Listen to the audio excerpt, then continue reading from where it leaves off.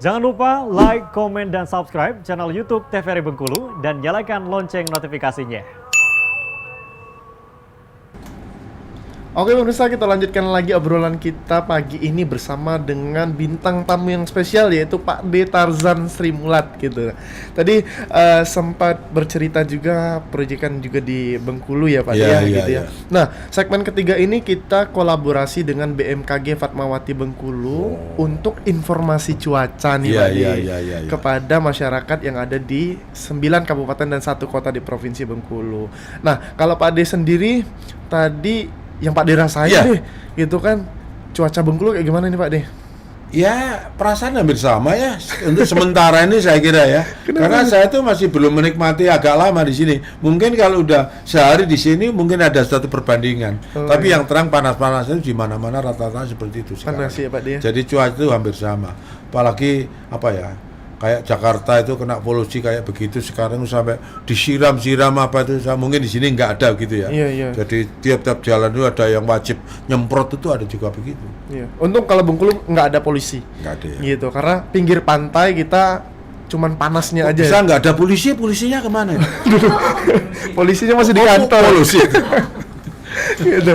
Oke Pak D, kita akan antarkan dulu perkiraan cuaca untuk 9 kabupaten dan 1 kota di Provinsi Bengkulu dari BMKG Fatmawati Bengkulu untuk siang ini.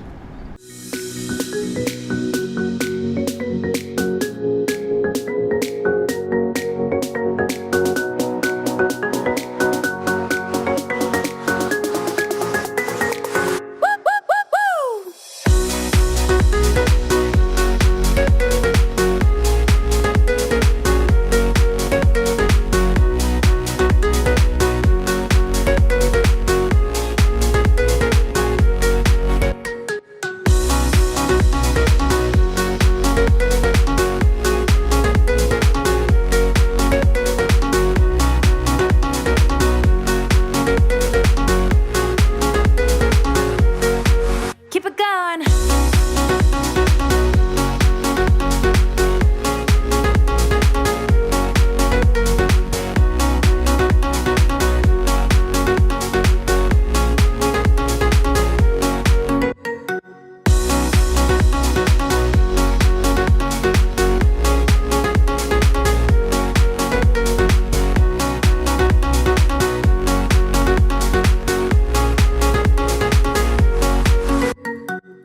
Oke, itulah tadi pemirsa perakiraan cuaca yang kami dapatkan dari BMKG Fatmawati Bengkulu untuk 9 kabupaten dan 1 kota di Provinsi Bengkulu. Nah, tadi Pak D sudah melihat perakiraan cuaca, semoga kegiatan dari masyarakat Bengkulu Ya. juga bisa lebih aware nih kepada cuacanya. Ya, gitu. kita juga belajar cuaca juga dan belajar suasana. Iya. Tidak-tidaknya kita bisa besok bagaimana cuaca, bagaimana kita mempersiapkan diri juga. Benar. Kalau kerennya panas ya jangan pakai baju rangkep 4 umpamanya seperti itu kan. Harus Iya, itu benar. namanya ilmu Benar, siap. benar. Ilmu siap harus kita pegang. Iya. Makanya suasana itu harus kita pelajari. Besok contoh, besok itu kira-kira bagaimana suasananya, cuacanya bagaimana. Kita kalau nggak antisipasi gitu ya itu kadang-kadang orang nggak punya ilmu siap. Iya, benar. Ilmu siap itu sangat penting sekali. Siap itu bukan milik militer. untuk Kita semua tuh ya. Iya dong. Siap tuh contohnya begini ya. Ini pengalaman saya. Apa tuh, Pak D? Waktu saya kos setelah keluar dari Sri Mulat, ilmu siap. Yang saya beli ada duit itu tapal gigi sama sabun. Kenapa? Ada wartawan masuk. Kenapa kok banyak? Iya, ilmu siap itu. Tapal gigi sama sabun nggak bisa ngebon, tapi kalau makan bisa nyatet di warung. Oh iya. Itu ilmu siap. Ini negatifnya itu seperti itu, tapi alhamdulillah kita masih aman dan terkendali. Jadi siap itu bukan milik militer. Iya. Gitu. Bisa pokoknya di semua profesi, di semua kegiatan kita harus siap kok. Harus siap. Militer mau apa ilmu siap itu ada sekolahnya kok. Mau sesko itu juga harus ilmu siap. Kalau perang ini ngadep ke sana ke sini. Sekarang kalau kalah larinya kemana, dijemput di mana, logistiknya cukup apa tidak? Itu ilmu siap harus dipegang itu. Benar. Iya. Benar. Nah, kalau Pak De sendiri kalau misalnya ada proyekan, entah sekarang masih aktif berkomedi nggak Pak De? Alhamdulillah Aktif masih. ya? Iya, Ya kan? iya. Gitu kan. Iya. Nah, kalau misalnya mempersiapkan sebelum kerja Iya. atau proyekan, apa aja tuh Pak De yang biasanya Pak De lakuin? Kita menghibur siapa? Nggak kayak dulu lagi. Kalau zaman dulu tuh begini ya. Apa tuh? Waktu Sri Mulat tahun 80 sampai 90 itu. Saya ngibur pelawak, ngibur tentara, ngibur siapapun ya. Itu bawa cerita itu dari rumah. Laki perempuan dilamar bapaknya marah itu. Sekarang nggak bisa seperti itu.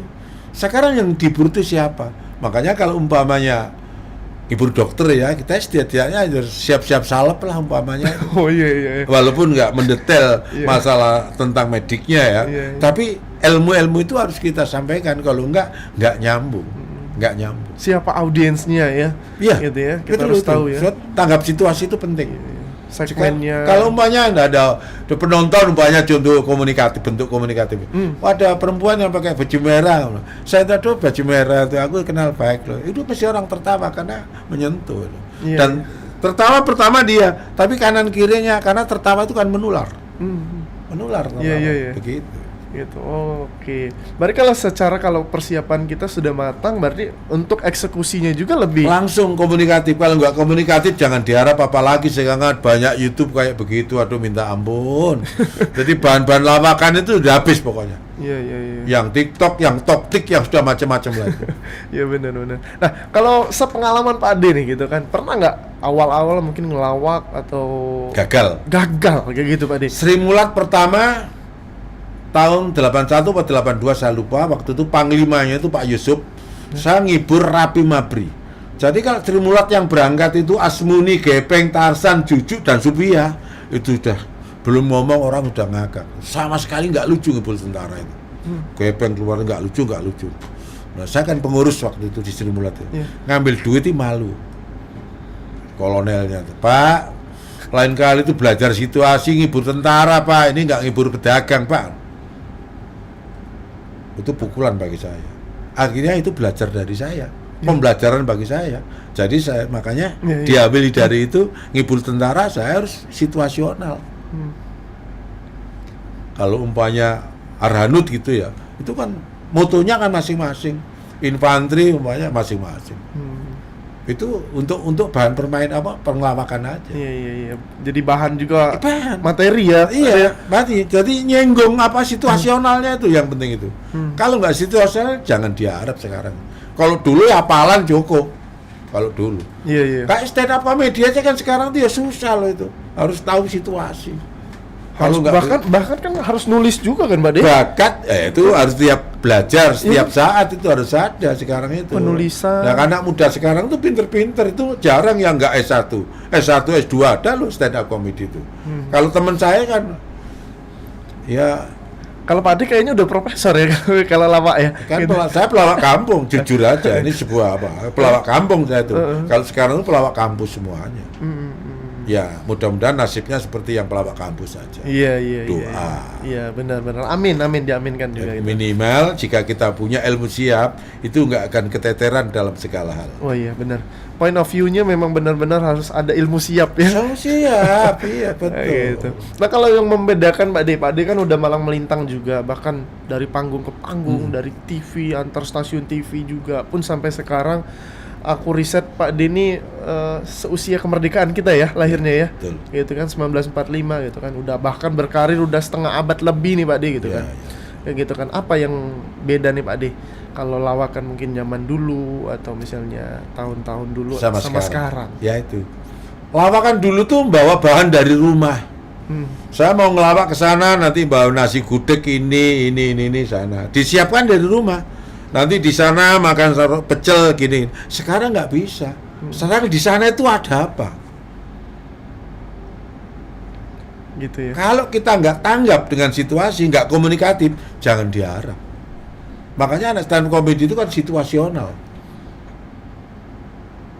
Ya contoh Cak Lontong aja kalau menghibur presiden apa itu ya, ya nyinggung menteri-menterinya apa itu udah tertawa. Walaupun nggak lucu tapi tersentuh. Iya benar. Tapi mungkin orang nggak ngerti ya, tapi nggak ngelucu karena bukan situasinya, bukan komunitasnya. Tapi yang dihibur mesti nyambung. Makanya komunikatif itu. Kalau zaman sekarang ini Harus begitu, kalau nggak gitu nggak bisa. Iya. Saya aja dari dulu udah belajar pengalaman 82 itu mulai belajar pelan-pelan.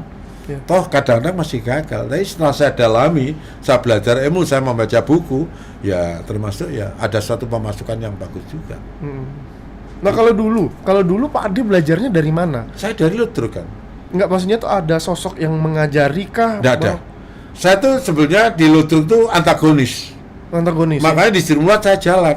Sri Mulat itu kalau ceritanya lucu nggak usah dilucukan. Tegang, marah, orang harus tertawa. Dalam keadaan nangis, orang harus tertawa. Iya. Tapi kalau drama kan tidak.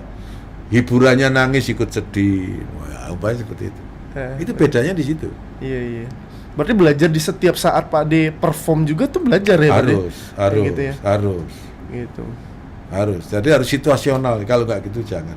Tapi sekarang tuh yang hebat tuh anak-anak komedian itu. Apa stand up comedy itu. Kenapa Pak D melihat anak-anak stand up comedian? Pertama cerdas, mungkin dia berbakat dan pendidikannya tinggi. Oh iya. Nggak iya. jarang ya, nggak S1 tuh jarang. Iya, S2 aja banyak. Iya, iya, iya. Gitu. Baik, ditahan dulu mungkin Pak D Tarzan gitu kan, untuk cerita-ceritanya nanti kita akan bahas-bahas lagi di segmen berikutnya. Untuk para pemirsa jangan kemana-mana, kita akan kembali lagi setelah jeda pariwara berikut ini.